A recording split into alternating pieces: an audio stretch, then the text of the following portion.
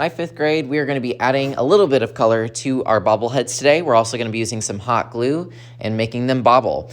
Let's talk about clay because we are going to be tested on this. We filtered the clay and then it came to the school and then we obviously made something out of it. We had to wait until it was bone dry so there can't be any moisture in it, otherwise it will explode. Then we put it into the kiln. We had to heat it up to 2,000 degrees. We're going to get back our bobbleheads. Yours will probably be in two pieces unless you connected them together. In that case, you have one non-movable bobblehead. Today, we're gonna finally start adding color. Now, I do this the same way with fifth grade every year. I want your projects to come out looking really nice. What I do is I have students paint their entire bobblehead one color, and then next time we're gonna add those final details and also add some Mod Podge to make it nice and shiny. Today, I'm also gonna be helping you attach your head to your body.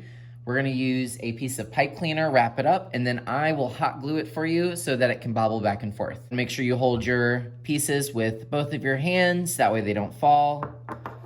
My rule is, if you break it, I may not be able to help you put it back together. Some of you had issues with the kiln and it exploded, that you can't just put a hunk of clay in the kiln and expect it not to blow up, and it totally did blow up into 3 pieces. Some of you guys had things that fell off because we didn't slip and score.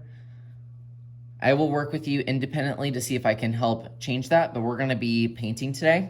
I will call y'all up to attach your bobblehead and we'll go over that in a moment. So when you're ready, you'll come on up. You'll get a water cup and some paper towels. I'm gonna have you guys set up your area.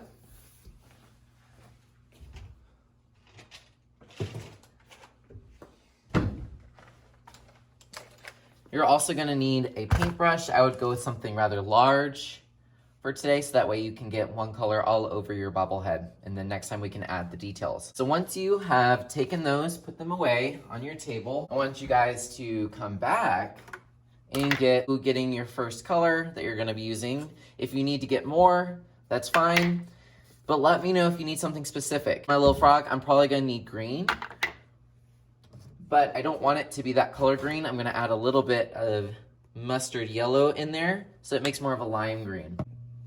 All right, here's how I would set up my area. I like to put a paper towel under my pieces, water cup. Now, normally we use the water cup to switch colors. You're not really going to be switching colors because you're kind of just doing all in one, but it will help clean your brush, so I still want you to have it. I'm gonna mix up this color. This is more than enough. I think I have almost too much Shrek green going on. Painting should go pretty fast today. Some of yours are really rough, some of you are smooth. Obviously, you don't have to paint the inside of the body or the inside of the head, but you might want to consider those areas and just how it's going to look when it starts bobbling. And I'm not going to go over how to paint. You should know how to do that. Just take the paint and put it on.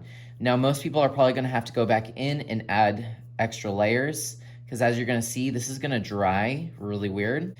When you get to the areas like your signature, if you just paint over it, it looks kind of weird and you really can't see what was there anymore. I like to, what I call, get nosy, and I get nosy. I kind of poke in there until it's flush one color. Since you're using one color today, this will allow you to take some time and really get all those spots. And of course, I want you guys to add your own details. You're gonna do that all next time. But as you're gonna see that the clay is super porous, it's just sucking up all that paint. And so it's coming out really patchy, and you probably don't want it to look like that. So this will give you some time to go back and make it all solid one color. This will make it look so much better. Keep scanning it. If you see anything like this where there's a little hole, just get nosy and get it. I will get you your first little dollop of paint, but if you need more, feel free to go back. As you guys are working, I'm gonna be setting up the hot glue gun. Normally with previous years, I have kids hot glue their own stuff on there once you're in fifth grade. This is my first time doing the bobblehead project with fifth grade, so I will do this part for you. When you think you're done, just go ahead and scan. I'm gonna use more of this nasty Shrek green. Your hands are gonna get nasty. And just make sure that I've gotten every spot that I can so that I'm ready next time to do those details.